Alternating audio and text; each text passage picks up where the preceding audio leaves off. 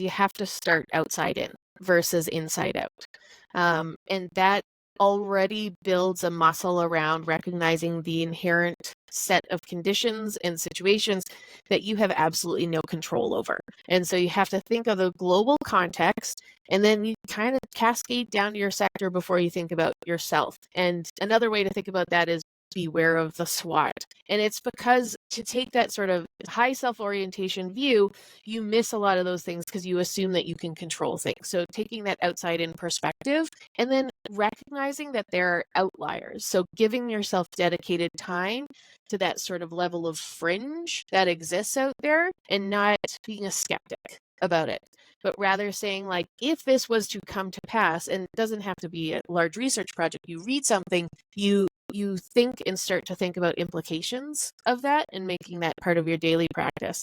And then on a larger side, it's, to me, in the strategy, it's scenario planning.